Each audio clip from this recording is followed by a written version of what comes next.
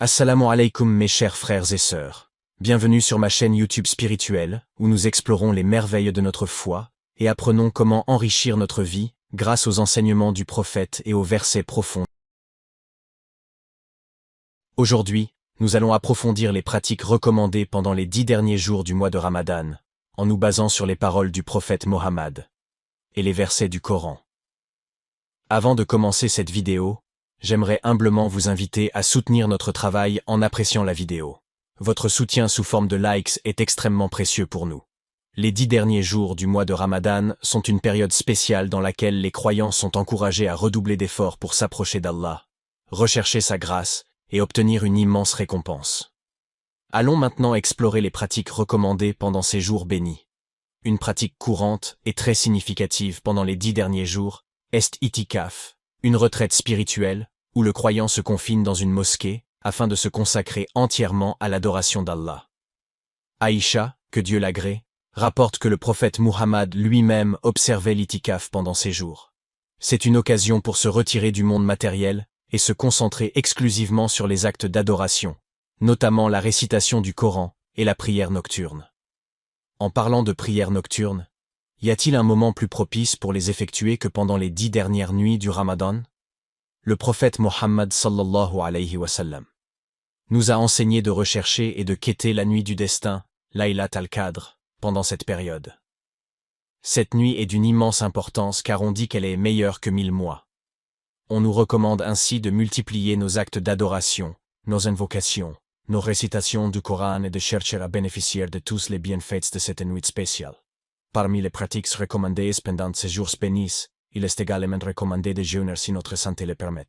En effet, généralement, le mois de Ramadan commence et se termine avec le signe visible de la nouvelle lune. Selon Abu Huraïra, que Dieu l'agrée, le prophète Mohammed, sallallahu alayhi wa sallam, observait aussi des jeûnes supplémentaires pendant les jours de Shawwal.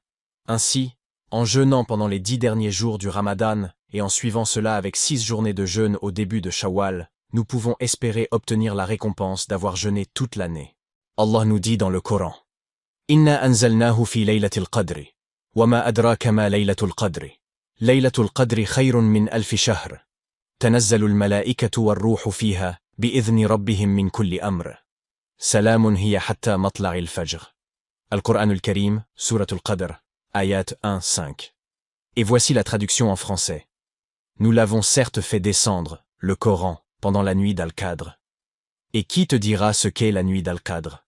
La nuit d'Al-Qadr est meilleure que 1000 mois. Durant celle-ci, les anges, ainsi que l'esprit, descendaient, chargés de mission par la permission de leur Seigneur. Elle est paix et salut, jusqu'à l'apparition l'aube.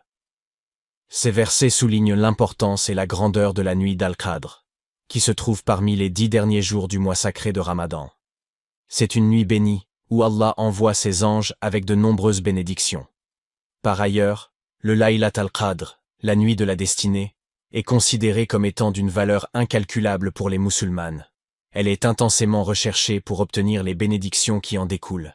Les hadiths rapportent que le prophète Mohammed, sallallahu alayhi wa sallam, a encouragé à chercher cette nuit spirituelle, en particulier dans les 7 derniers jours du mois de Ramadan. L'invocation recommandée par le prophète Mohammed, sallallahu alayhi wa sallam. Lorsqu'on rencontre la nuit du destin, Allahumma innaka afuwun tuhibbul afwa, fa'fu anni. La recommandation du prophète concernant cette invocation se trouve dans le hadith rapporté par Abu Huraïra, que Dieu l'agrée. À la demande d'un groupe de compagnons qui souhaitaient consolider un rang élevé auprès d'Allah, le prophète leur a indiqué de réciter cette invocation, afin de rechercher son pardon et sa miséricorde. Puisses-tu être béni en récitant cette invocation et en réalisant les bénédictions divines pendant la nuit du destin. Qu'Allah t'accorde sa miséricorde et t'apporte un rapprochement vers lui.